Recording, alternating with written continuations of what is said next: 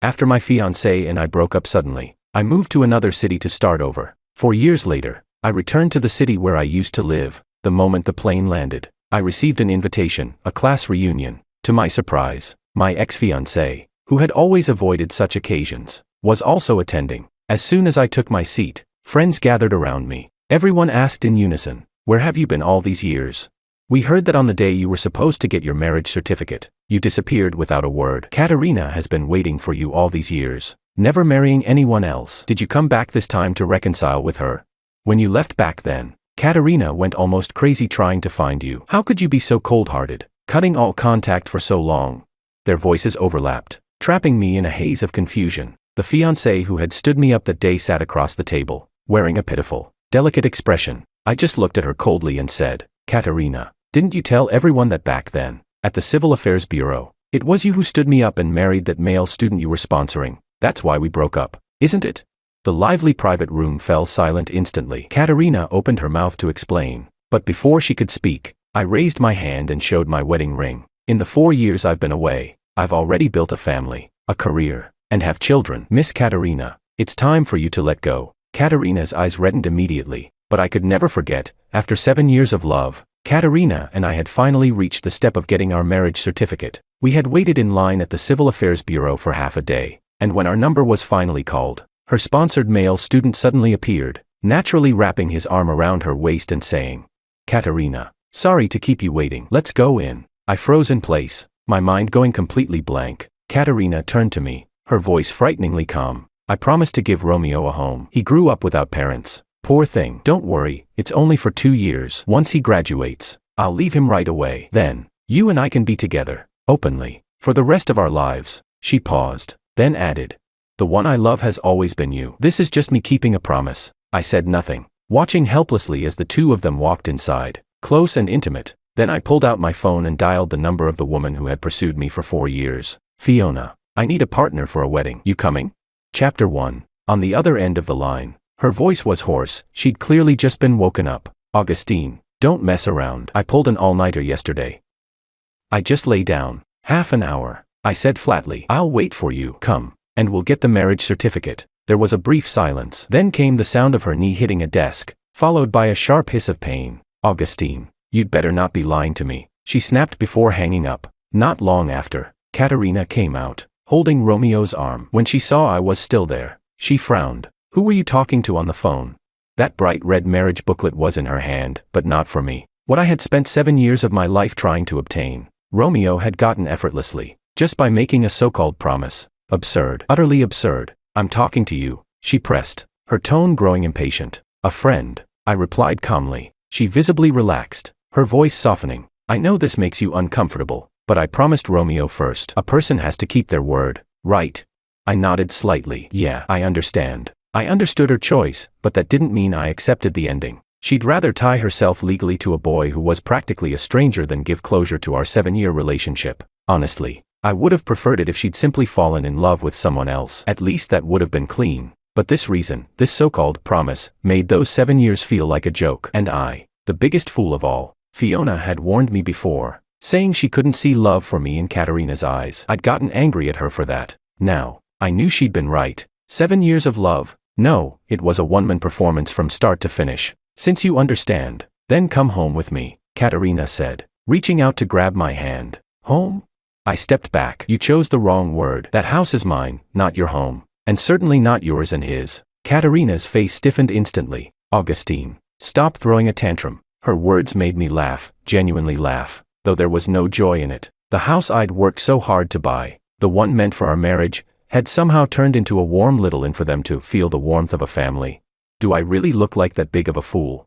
"Please, Katerina, don't be upset," Romeo tried to mediate, turning to me with a look of sincerity. "Augustine, you're misunderstanding. I never wanted to take over your place. I just wanted to feel what it's like to have a home through Katerina. I'd never interfere with you two." I cut him off coldly. "If you want to feel the warmth of a home, why not find an older lady and call her your godmother?" "Oh wait, I get it. Probably no one's foolish enough to raise such a grown-up son for free." The words had barely left my mouth before Romeo's face went ashen. Chapter 2. Enough, Augustine. Katerina's face turned pale with anger. "If you keep talking like that, All sharp words and sarcasm. You'll only make me sick. Romeo started his performance again. First, he gave me a wounded look, as if I'd just trampled his dignity. Then he lowered his head, turning to Katerina with the air of a martyr taking the blame. Katerina, don't be angry with Augustine. It's my fault. I shouldn't have mentioned the warmth of a home. Don't blame him. If you have to blame someone, blame me. My stomach churned. A man over 6 feet tall, playing the helpless White Lotus victim, truly a masterpiece of shameless acting. And the worst part, Katerina fell for it. Her expression softened. She reached out to gently stroke his cheek, her voice tender enough to drip water. It's not your fault, silly. The next second, that same tenderness froze on her face. Her eyes turned sharp as knives, directed straight at me. Augustine, I never knew you could be so petty. Apologize to Romeo right now. Otherwise, forget about waiting for those 2 years. There's no point anymore. I pointed to the red marriage booklet in her hand, reminding her of the simple truth. You've already registered with Romeo. There was never going to be a wedding between us. Bigamy is illegal. In case you forgot. My words hit her like a slap. For a moment, she was speechless. Romeo, however, furrowed his brows and said in a patronizing tone, like some wise elder, "Bro, you shouldn't say things like that. Once words are spoken, they can't be taken back." I have no intention of taking them back. My tone was calm. Since you two are legally married now, I wish you both an early and fruitful life together. Augustine, don't be so damn shameless. Katerina finally exploded completely. Was I being excessive? I laughed coldly. No, not as excessive as you cheating on me right in front of my eyes. Katerina, Augustine's just angry. Let's go, Romeo said smoothly, pulling her away at just the right time. As their figures disappeared from sight, my thoughts drifted back to 7 years ago. The freshman welcome party, Katerina in a white dress, her clear voice singing a cappella, breaking effortlessly into my world. From that moment on, I chased her for 7 years, 4 years through college, 3 more at work. In my world, there was room for no one else. When she was happy, I laughed with her. When she was sad, I was always the first to appear. I truly believed that companionship was the most profound declaration of love, that if I gave her everything, she'd eventually be moved. For 7 years, I buried every frustration from work and life, showing her only my energetic, reliable side. I thought love meant shielding her from the wind and rain. She once said she wouldn't marry without her own house, so I worked overtime relentlessly, saving every penny to surprise her. She said she wanted to sponsor a poor college student.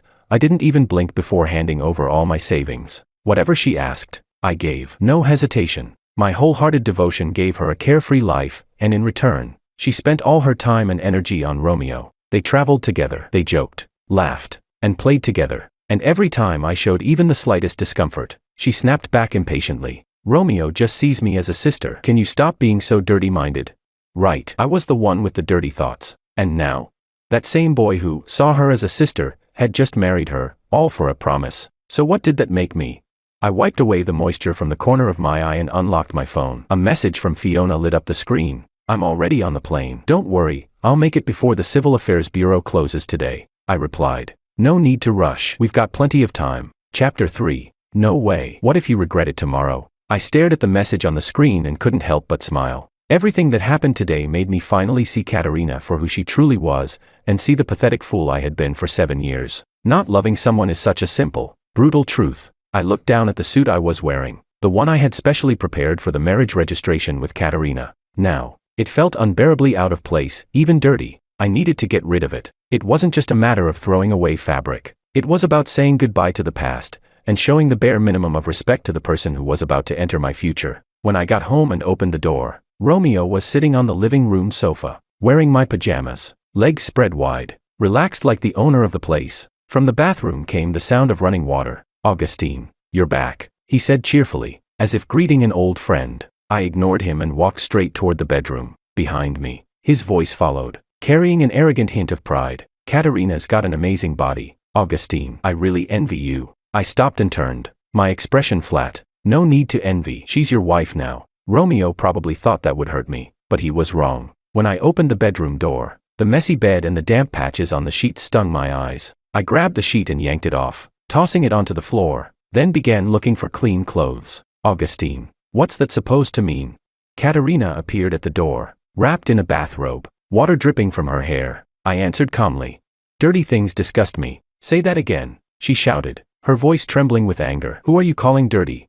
Romeo rushed over again, slipping right into his favorite role, the pitiful, self-blaming saint. Katerina, It's my fault. I shouldn't have said I was tired and wanted to rest on the bed. I'll wash the sheets right now. He bent down to pick them up, but Katerina stopped him, glaring at me. Augustine, have you lost your mind?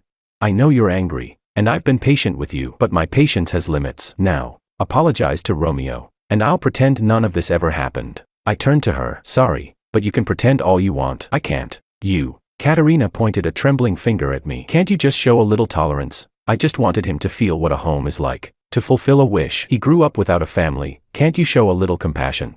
I almost laughed. What did his tragic childhood have to do with me? I wasn't his father. If that's the case, I said evenly, why don't you two move out? Wouldn't your two-person world feel more like a home? You're kicking me out? Katerina stared at me in disbelief. Not kicking you out, I corrected her. Just asking you both to enjoy your married life elsewhere. After all, it wouldn't sound good if people found out newlyweds were living in another man's house, would it? I picked up my jacket and added, I expect you to be gone by the time I'm back. If not, don't blame me for calling the police, breaking and entering, you know. Without looking at their faces again, I changed clothes and walked out. By 4 p.m., I was standing in front of the Civil Affairs Bureau, waiting for Fiona. She came running toward me, suitcase in hand, hair messy from travel, but her smile brighter than the sun. Hubby, I'm here. She threw herself into my arms like a little bird. I stumbled back a step, caught off guard. Hubby. Of course, she said, laughing. We're about to get married, aren't we? What else should I call you? Then she looked up at me nervously. You haven't changed your mind, have you? I couldn't help but smile. Of course not. The paperwork went through quickly and smoothly. Hubby, I have to catch the high-speed train tonight. There's still a ton of work waiting for me. Once I finish up, I'll come right back and stay with you forever. I smiled and nodded. After she left, the marriage certificate remained in my hands. I placed it side by side with the one belonging to Katerina and Romeo, snapped a picture, and posted it online. Chapter 4. Congratulations on your marriage. Officially licensed and ready to go. Less than a minute after I posted the photo, Katerina's call came through. Augustine, who is that woman? You betrayed me. Her voice was shrill, full of hysteria, while I remained calm, detached, like an outsider watching a scene unfold. Oh, that, I said evenly. Who I marry doesn't seem to concern you anymore, does it? As for a betrayal, that's a word you really shouldn't be using. Augustine, she screamed. I held the phone away from my ear. No need to shout. My hearing's fine, you bastard. I could almost picture her on the other end, pacing, furious, hair a mess, face flushed with rage. My parents and all my relatives know you're my boyfriend. Now you go and marry someone else. How am I supposed to explain that to them? You still say this has nothing to do with me. I'm your girlfriend. Doing this is betrayal. I asked coldly. Oh really? Funny, my parents, my relatives. Everyone knows you were my girlfriend too when you registered your marriage with Romeo. How do you think that made me look? Or does that not count as betrayal? That's not the same. Her twisted logic made me laugh, a dry, bitter laugh. How exactly is it not the same? You could register with Romeo, but I can't marry someone else. Isn't this perfect now? You have your Romeo, and I have my new life. From now on, we walk separate paths, and stay out of each other's way. Ah. Her roar nearly burst through the speaker. Where are you right now? Get home, now. We need to talk, face to face. There's nothing left to talk about, I said calmly. But don't worry, I'll come back, just once. Before she could reply, I hung up, then I dialed 110. Hello, I'd like to report a case of illegal occupation of private property. Yes, the address is in the MD community. If she refused to leave with dignity, then I'd make sure she left without it. 7 years, I had been more than fair. Half an hour later, I opened my door. Katerina sat on the sofa, eyes red and swollen from crying. Romeo had his arm around her shoulder, but my gaze went past them, to the 3 women sitting on the other side of the sofa, sipping sparkling wine, her so-called best friends. The bottle they were drinking was one Fiona had specially ordered from abroad, expensive, rare. I hadn't even opened it myself. I remembered hiding it well. Yet here it was, half empty in their hands. Was this still my home, or had it become their clubhouse? My face darkened. Who told you could come in? Get out. Before they could react, I strode forward and snatched the bottle from one woman's hand. Half of it was gone. I clenched my jaw in silent anger. Crash. Katerina slammed her hand on the coffee table and shot to her feet, glaring at me. Augustine, what's wrong with you? They're my friends. I invited them. I met her glare with a cold one of my own. And I recall telling you to leave. This isn't your home. And tell me, who gave you the right to rummage through my things? You. Her hands trembled with rage. Her friends jumped in, their voices dripping with mockery. Katerina, since your boyfriend doesn't welcome us, we'll go. But honestly, with a man like this, you'd better dump him soon. Exactly. It's just a bottle of wine. Look how stingy he is. What a joke. Let's go. Total buzzkill. Romeo, ever the peacemaker, spoke softly. Augustine, you've misunderstood. They just came over to help ease the tension between you two. Tension? I gave a short, humorless laugh. I don't recall having any tension left with her. Romeo opened his mouth to say more, but Katerina stopped him. She stared at me, eyes wild, face twisted. Augustine, she said, voice trembling, I'll ask you one last time, do you really want me to leave? Chapter 5. I'm not answering the question a second time. Fine. Katerina's voice was sharp, full of fury. Girls, smash it all, everything in this house, break it. If anything happens, I'll take the blame. Ha ha ha. Katerina, you're such a queen. About time you did this. The women screamed with excitement, grabbing whatever they could reach and hurling it to the floor, smashing furniture and decorations like a pack of lunatics. Katerina just stood there, watching me, eyes filled with vicious satisfaction. Augustine, if you get on your knees right now and beg me, there's still time to fix this. Beg you.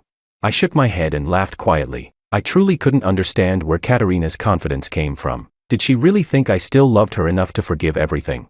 This wasn't the first time she'd done something like this. Whenever she threw a tantrum in the past, she'd do the same, smashing whatever she could get her hands on. Every time, it was me who calmed her down, cleaned up the mess, and told myself that patience was love. People say you should never date someone emotionally unstable. They're right. I used to feel exhausted by her outbursts, but my love for her made me tolerate it again and again. But now, it was all over. As I watched her friends gleefully destroying my home, all I felt was cold amusement. Go on, smash it all. The more you break, the more you'll cry later. Katerina, stop them, Romeo said weakly from the side, pretending to mediate. Calm down. When she ignored him, he turned to me, his tone dripping with fake sincerity. Augustine, just apologize to her. Man, if this keeps going, it's only going to get worse. You'll be the one losing out. Keep acting. If I hadn't caught the flash of excitement in his eyes, I might have believed his performance. Losing out?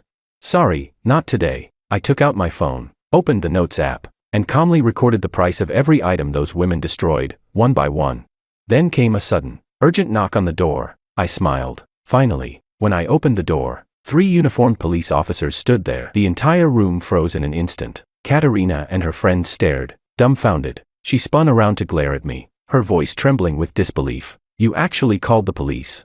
I shrugged. Didn't I warn you? I said if you weren't gone before I came back, I'd call the police and report you for trespassing. Then I turned to the officers. Officers, it's them and her husband. They broke into my home without permission and refused to leave. Katerina and Romeo were still in shock, but her so-called best friends instantly erupted in protest. Augustine, I can't believe you'd actually do this. Katerina must have been blind to ever like you. Yeah, she just wanted to help Romeo fulfill a promise. And you're calling the cops. You're pathetic. No wonder she didn't marry you. Humph. Let's go. Katerina, a man like this doesn't deserve you. Wait till he comes crawling back, begging for forgiveness. I spoke calmly, almost bored. Sorry, no one's leaving today. They froze. Smash up my house and think you can just walk out. The world doesn't work that way. Officers, I said evenly. These women deliberately damaged my property. I want full compensation for all losses. The color drained from their faces at once. You call yourself a man, making us pay for this? You wish. We're leaving. Let's see who dares to stop us. I stood where I was, unmoving, watching them coldly, because I didn't have to lift a finger. Chapter 6. Intentional destruction of another person's property carries legal consequences. If you refuse to compensate, please come with us to the station to assist with the investigation. The officer's words landed like a hammer. The women who just moments ago had been full of arrogance were suddenly pale and trembling. Officer, this is all a misunderstanding. Yeah, we were just trying to calm things down. We didn't mean to break anything. Katerina, say something. We only did it because you told us to. You said you'd take responsibility. That's right, Katerina. Don't you dare let us take the fall for you. Katerina's face turned an ugly shade of red. Her eyes filled with venom as she glared at me. Augustine, do you really have to be this ruthless? I met her gaze with a cold, silent smile. She was the one who registered her marriage with Romeo. She was the one who ordered her friends to trash my home. And now I'm the one being blamed for going too far. Apparently, my 7 years of tolerance had taught her one thing, that my boundaries could always be pushed lower. My forgiveness always guaranteed. Too bad. When love exists, it's called patience. When love dies, it's called self-respect. And to me now, she was nothing more than a stranger. When she saw I wouldn't budge, Katerina turned to the officers, trying to explain. Officer, This is just a misunderstanding. He and I are a couple, we just had a small argument. They're my friends, and I asked them to come help mediate. Yeah, that's right. Exactly, officer. We're all good people, don't let him fool you. Her friends clung to her story like drowning women grabbing a plank of wood. The three officers turned their attention to me, silently asking for clarification. Without a word, I took out the 2 red marriage certificates from my pocket and placed them in front of them. I'm already married, and as of this morning, she registered her own marriage to another man. 2 married people can't exactly claim to be a couple, can they? Everything she just said, pure nonsense. You. Katerina's finger shook as she pointed at me, her whole body trembling with rage. Enough, said the lead officer. Save it for the station. You can explain everything there, at the police station. As I stood firm on my demand for full compensation, Katerina's so-called best friends immediately turned on her. This whole thing was your idea. We only did what you told us to. You should be the one paying. Exactly. We're not taking the blame for this, Katerina. Friendship is friendship, but money's money. Don't you dare make us your scapegoats. Katerina's face shifted from green to white, then back again. I stood off to the side, watching it all unfold with detached amusement. So this was the sisterhood she was so proud of. When it came to eating, drinking, and gossiping, they were inseparable. But when real trouble arrived, they scattered faster than anyone. Still, she had no one to blame but herself. After all, people attract what they are. And if these were her closest friends, then what did that say about her? The thought that I had once loved a woman like this for 7 years made my stomach twist in physical disgust. Forget it, I'll pay for everything myself. Katerina gritted her teeth, turned to me, and asked coldly, fine, how much do you want? Let's see. I unlocked my phone, opened my notes, and started adding up the list one item at a time. Then I looked up with a faint smile. Floor repair, custom dining table, imported sofa, wall restoration. I'll even round down for you. The total, 150,000 yuan. Katerina froze, then shrieked, what? That much? Too much, I asked evenly. You've never paid a single cent for this apartment, not for the purchase, not for the renovations. You never cared about the costs. So of course you think it's too high. Should I pull out the receipts for every single thing I bought? Every yuan had been earned by my own hands, through countless late nights and overtime hours. 150,000, not a cent less, I said flatly, a final ultimatum. Katerina glared at me with hatred. Fine, it's just 150,000, I'll pay. Then she turned to Romeo. I only have a little over 10,000 in my account. You'll have to cover the rest first. Romeo looked helpless, his voice trembling. Katerina, I don't have that kind of money. Katerina blinked in disbelief. What do you mean you don't have money? I give you over 30,000 yuan every month for living expenses. Did you spend all of it? Chapter 7. Romeo put on a pitiful face, his tone full of grievance. Katerina, it's not like I want to, but you know how expensive college life is these days. Eating out with classmates and roommates, I can't just let them pay every time. Right. Then there's study materials, club activities, it all adds up. Honestly, I haven't managed to save a single yuan. Katerina took a deep breath, her eyes flickering with something complicated as she looked at him. Then she turned back to me. You heard him. I'm short on cash, and Romeo doesn't have any either. Let's just say I owe you for now. I'll pay you back once I've got the money. No. My tone was flat and final. Augustine. Katerina exploded, her voice sharp and trembling. Don't push it. It's just 150,000. I said I'll pay you back, didn't I? Then pay it now. Her chest rose and fell violently, fury and humiliation burning across her face. And besides, I turned my gaze to Romeo, my voice edged with irony. Do you really believe he doesn't have a single yuan to his name? Romeo's expression shifted ever so slightly before he quickly defended himself. What are you implying? You've been through college too, you know how expensive everything is. And with how kind Katerina's been to me, do you really think I'd lie to her? Heh, I gave a short, cold laugh. Sure, college expenses were real, but burning through over 30,000 a month, that took effort, or a secret. Of course you'd have a reason to lie to her. A clear, confident female voice rang out from the doorway. I turned instinctively, and there she was, Fiona. She stepped inside gracefully, her presence bright and steady, like sunlight cutting through the stale air. For a moment, I froze in surprise before a genuine smile spread across my face. You're back. Didn't you say you had work piling up at the company? She smiled, eyes soft. No matter how big the problem, nothing's more important than you, husband. Fiona came over and naturally slipped her arm through mine. You. Katerina's voice trembled with rage, her eyes burning with hatred as she glared at Fiona. I knew it, you home-wrecking fox. You've always had your greedy little eyes on Augustine. Fiona smiled sweetly and replied, calm and unshaken. Yes, and thank you, Katerina, for making it possible. Fiona didn't get angry at Katerina's accusation. Instead, she smiled with disarming sincerity. If you hadn't chosen to marry Romeo today, making Augustine finally see who you truly are, I probably wouldn't have had this chance at all. She tilted her head slightly, her tone casual but every word sharp enough to draw blood. So really, you're half a matchmaker between us. I should probably treat you to a meal for your help, though. Judging by your face right now, I doubt you're in the mood to eat. Katerina's expression froze, her eyes narrowing into daggers as she glared at Fiona. If we weren't inside the police station, I had no doubt she'd have pounced on her by now. Don't look at me like that, Fiona continued, voice calm, almost gentle. You were the one who pushed Augustine away with your own hands. I didn't break up your relationship, you did that all by yourself. Then her tone shifted, playful yet cold. But tell me, don't you ever wonder where all that charity money for your beloved student actually went?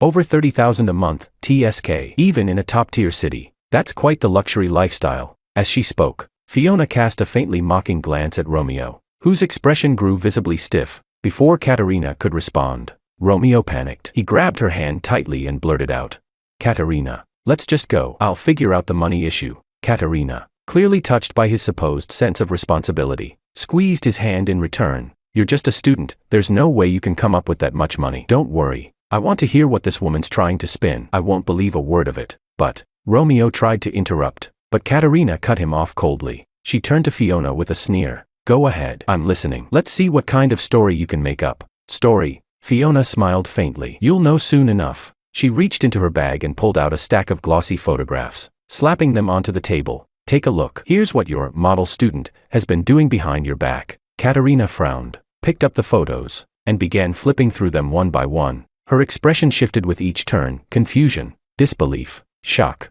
then finally, fury. In one sudden motion, she turned and hurled the entire stack straight at Romeo's face. So this is where all your money went.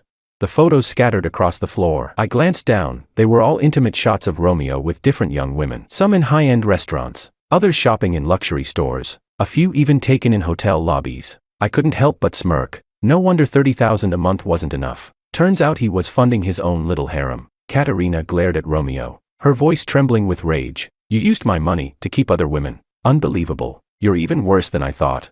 Chapter 8. Romeo's face went pale. He hurriedly waved his hands. Katerina, these are fake. They're photoshopped. You know me, I get nervous talking to girls I don't know well. There's no way I'd be involved with so many women. Fiona answered slowly, calm as ever. Whether they're faked or not isn't for you to declare. This is a police station. Shall we ask the tech department to verify their authenticity? Romeo was instantly silenced. Smack. Katerina delivered a loud, stinging slap across Romeo's face. Her whole body trembled with fury. I scrimped and saved to give you money for school. Even broke up with the boyfriend I'd been with for 7 years so I could give you a home and register the damn marriage certificate. And this is how you repay me. Do you have any conscience? Romeo clutched his burning cheek. Whatever mask he'd worn finally shattered. He let out a bitter laugh and dropped the pretense. You insisted on sponsoring me. I never forced you. And you swore to give me the warmth of a family. Did I ever beg you for that? Don't pin all the blame on me. In the end, you were the silly one, easily flattered by a few sweet words. He paused. Then his tone turned even harsher. Besides, once the money's in my hand, it's mine. I can spend it any way I want. What business is it of yours? You bastard. Katerina snapped. She lost control, lunging at Romeo, claws bared, her long nails aiming straight for his face. Romeo was no gentle type either. He grabbed her and they began to wrestle. The officers rushed forward and pulled them apart. Katerina pointed at Romeo, screaming hoarsely, I gave you so much. I gave up a marriage for you. And this is how you repay me, with betrayal. You ungrateful wretch. Romeo sneered contemptuously. Don't paint yourself as some martyr, like you suffered so much. What are you, really? You supported me because I'm young and good-looking, to satisfy your secret vanity. We're both using each other, you for ego, me for cash. Don't pretend to be noble. Arg, I'll kill you. Katerina screamed and tried to lunge at Romeo again, but the police held her fast. Fiona tugged my sleeve and whispered, Hubby, this farce should end. Let's go. I nodded. Before we left, I looked back at the still raging Katerina and tossed one last line at her. Katerina, 150,000, not a cent less. 1 week. If the money isn't in by then, expect court papers. As we walked out of the station, I could still faintly hear Katerina's blood-curdling curses behind us. Why did you even look into Romeo? I asked, genuinely curious. Fiona held onto my arm, looking up at me with that confident sparkle in her eyes. Of course I checked. I wanted Katerina to see what kind of trash she gave up everything for, and realize how blind she's been. You're a good man, Augustine. Someone had to show her that. You think I'm a good man? Of course, she said without hesitation. Rising on tiptoe, she planted a quick kiss on my cheek. My husband is the best man in the world. No objections allowed. I couldn't help but laugh, tightening my grip on her hand. The days that followed passed quickly as Fiona and I threw ourselves into preparing our new home. She told me she'd already resigned from her job. Once her handover was done, she'd be moving in for good. No more long distance. No more leaving. A week flew by, bringing with it the deadline I'd given Katerina. That afternoon, she showed up at my door. Augustine. In just one short week, she looked like a completely different person. Hollow cheeks, red eyes, exhaustion written across her face. I've already divorced Romeo. Her hands trembled as she fumbled in her bag, pulling out a green divorce certificate and thrusting it toward me. Look, I interrupted her, voice calm. So what? Let's start over. Okay. She clutched my hand, gripping it so tightly it hurt. I know I was wrong. I really do. Please, give me another chance. We can go get our marriage license right now. We'll have a baby, a family, just like before. Please, Augustine. I chuckled softly, turned, and walked into the bedroom. When I came back, I was holding my marriage certificate with Fiona. I waved it lightly in front of her eyes. Katerina, it's broad daylight. Stop dreaming. Fiona and I are getting married next weekend. You're welcome to come for the banquet if you want. I'm not stingy about an extra pair of chopsticks. No, you can't be with her. I love you, Augustine. I can't live without you. You promised we'd be together forever. Katerina shook her head, crying hysterically, but for the first time in 7 years, I felt absolutely nothing. Chapter 9. All warmth vanished from my face. So you do remember we once made a promise, I said quietly. Then tell me, what did your actions mean? You left me standing alone outside the marriage registry, walked straight in with another man, and used the home I bought to give him warmth. When you did all that, did our forever ever cross your mind? Katerina's face went ghostly pale. She couldn't say a word. I continued, voice steady but cold. Katerina, I loved you for 7 years. I gave you everything I possibly could. From the moment you decided to sponsor Romeo, you kept using my love to feed your savior complex. Tell me, am I wrong? It's my fault. It's all my fault. Tears streamed down her face uncontrollably. The only words she could still form were I'm sorry. No need for apologies. I looked at her calmly. Just don't disturb my life again. That will be the greatest respect you can show me. And about the 150,000, not a single yuan less. Augustine, are you really that heartless? You won't leave me even the smallest way back. I met her eyes and said, each word heavy as stone. You want a way back now, but the only road I had was the one you personally destroyed. The sentence hit her like a blow. Her knees gave out, and she collapsed weakly onto the floor. The next day, Katerina came to deliver the money. When I reached out to take the thick envelope of cash, she clutched it tightly, refusing to let go. Her voice trembled with the last flicker of hope. Is it really impossible? Before I could respond, Fiona spoke up first. Miss Katerina, she said, her tone cool but composed. If I were you, I wouldn't even have the face to ask that question. You don't understand. I'm a victim too, Katerina screamed, her voice cracking. Yes, I registered with Romeo, but I swear I never betrayed Augustine. I'm clean. Fiona let out a small, sharp laugh. Maybe your body's clean, she said evenly, but you took the promise of marriage that should have belonged to Augustine and gave it to another man, even if you never crossed the line. That alone is the dirtiest betrayal. I honestly don't know where you find the nerve to beg for his forgiveness. Katerina's face burned red with shame and fury. I gave Fiona's hand a light tug, signaling her to stop. Then, with one firm motion, I pulled the envelope of cash from Katerina's grasp. Go, I said quietly. Our story ends here. No hate, no love, just nothing left. Katerina broke down completely and ran out in tears. A week later, Fiona and I were married as planned. Katerina showed up. She looked even more worn out than before. The hollowness in her eyes said everything words could not. When we went to toast her table, she raised her glass with trembling hands and forced a smile uglier than crying. Congratulations. I wish you both a lifetime of happiness. Thank you. I touched my glass lightly against hers. She downed the liquor in one go, choking as it burned her throat, coughing until her eyes turned red. When she looked up at me, her eyes were full of desperate hope. I gave her a polite nod, nothing more, and turned away, leading Fiona toward the next table. Behind us, her stifled sobs broke through the music. That night, I received one last message from her. I'm leaving the city. I wish you happiness. Truly. I read it once, then deleted it. For a moment, I stood there in silence. Then I walked to the window. Outside, the night was deep, but in the east, The first faint light of dawn had already begun to rise. A new day was beginning.